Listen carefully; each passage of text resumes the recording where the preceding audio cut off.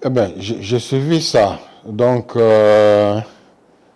un célibataire n'a pas le droit de parler sur les questions nationales.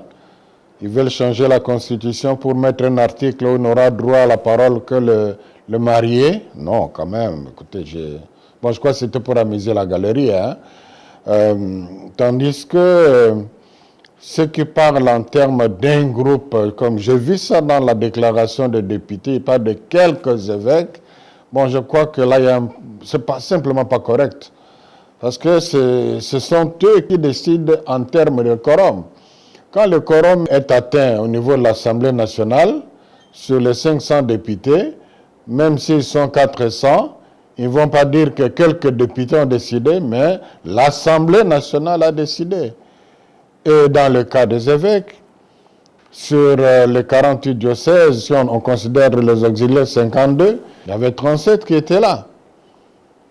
Et ces 37 ont approuvé le texte à l'unanimité. Et ceux qui n'étaient pas là, ce n'est pas qu'ils ont boycotté. Je prends l'exemple de l'évêque auxiliaire de Lubumbashi. Ils étaient éprouvés, un prêtre décédé.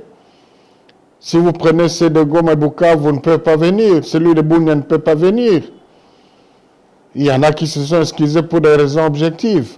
Donc là, c'est vraiment vouloir, c'est pour ça que j'ai parlé de la diversion, c'est vouloir vraiment détourner l'attention des Congolais sur un message qui engage tout l'épiscopat congolais. Bon, Monseigneur Kassanda n'a pas refusé de signer. Monseigneur Kassanda n'était pas là comme Monseigneur José Likolo n'était pas là, comme Monseigneur Jean-Marie de Lubumbashi n'était pas là, comme Monseigneur de Bouta. Bouta était là, mais il a quitté les réunions bien avant parce que il avait une urgence, il devait se conformer à ce vol-là. Quand on a récolté les signatures, il n'était plus là.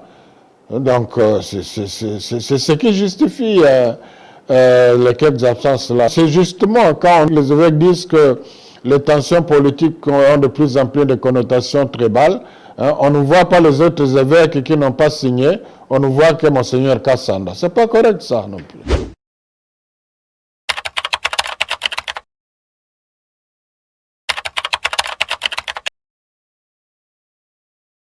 Mais c'est à eux de dire où est-ce qu'il y a incitation à la haine. Le message des évêques est simple, à 3 parties. Le premier parti, c'est le constat que tout le monde fait. Le constat que la nation est en péril. Le constat qu'une partie du pays n'est pas sous contrôle du pouvoir. Le constat que le combat continue, il y a des morts. Le constat qu'il y a l'Ebola. Le constat qu'il y a des tensions sociales croissantes à partir de la campagne autour du changement de la Constitution. Est-ce que ce constat-là est faux? Le constat que le gouvernement a fait quand même des efforts, notamment dans la construction de routes, écoles, universités, hôpitaux. Le constat que malgré ça, la grande majorité de la population vit dans la misère. J'aurais bien voulu qu'ils disent que c'est faux. C'est ça la subversion. La deuxième partie, c'est l'alerte. Les évêques sont des prophètes, sont des sentinelles. Ils alertent la population là où il y a un danger. Est-ce qu'il n'y a-t-il pas danger qu'en touchant à l'article 220 de la Constitution pour donner la possibilité d'un 3e mandat, cela va créer des désordres dans le pays? Il n'y a-t-il pas un danger qu'en changeant la Constitution, il puisse y avoir des affrontements qui peuvent nous amener à la guerre civile? Est-ce que c'est ça la subversion? La troisième et la dernière partie des recommandations. Qu'est-ce qui est subversion? Demander au chef de l'État de respecter d'honorer le serment qu'il a prêté. Demander à la population d'être vigilante. Encore que ce sont les mêmes recommandations en termes même de phrases, point, virgule, qui ont été faites au temps de Kapila, qu'eux ont approuvé. Donc il y a quand même question d'honnêteté intellectuelle. Dites-moi, intellectuellement parlant, qu'est-ce qu'il y a de subversif là? Que les évêques disent aux prêtres, aux ecclésiastiques, ils pourraient revenir à eux pour les actions concrètes. Qu'est-ce qu'il y a de subversion là? J'ai entendu même un journaliste de Top Congo stigmatiser cette recommandation comme si c'était quelque chose de passage, parce qu'il a comparé avec le CC sur ce point-là, trouvé l'été sage. Mais qu'est-ce qui n'est pas sage? Je donne juste un exemple. Maintenant, nos paroisses sont dans l'insécurité. Si l'État ne sait pas protéger nos paroisses, si demain on rentrait, on s'adressait au prêtre, on leur donnait des recommandations concrètes pour pouvoir se défendre, se protéger, c'est ça le manque de sagesse? Quand la SENCO a organisé il y a quelques années une marche contre la balkanisation du pays, c'est une action. Est-ce que c'est ça le manque de sagesse? Donc, on ne sait même pas de quoi il sera question. Comment est-ce qu'on peut porter un jugement moral sur les choses qu'on ignore? Là aussi, ce n'est pas correct.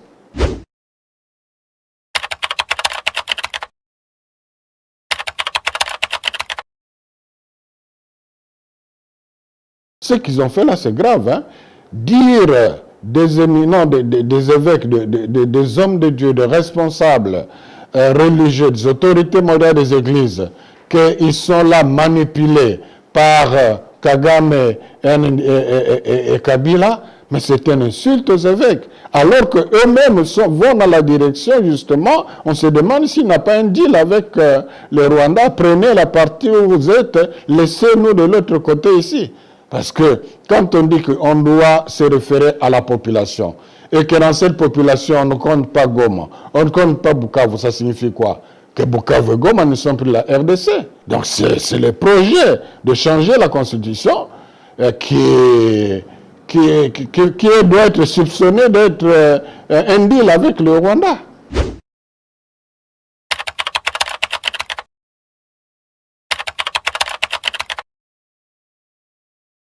On ne se substitue pas au peuple souverain. Ce sont des pasteurs qui s'adressent non seulement à leurs fidèles, mais aussi aux hommes et aux femmes de bonne volonté. Et c'est leur droit. Mais ils respectent la liberté d'un chacun. C'est la suite qui nous fera voir si les évêques étaient écoutés ou pas. C'est tout. Ceux qui les auront écoutés, bravo à eux. Ceux qui ne les auront pas écoutés, liberté à eux. Où est le problème?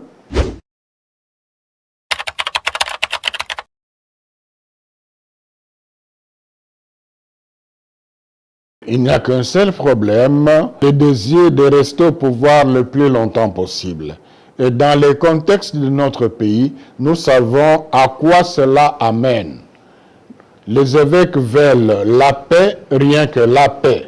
Les évêques veulent l'intégrité territoriale. Les évêques veulent la cohésion nationale.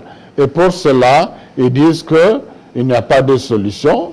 La solution n'est pas dans la guerre. La solution n'est pas dans le changement de la Constitution. La solution, c'est dans le dialogue, dans l'esprit du pacte social. Voilà, c'est tout.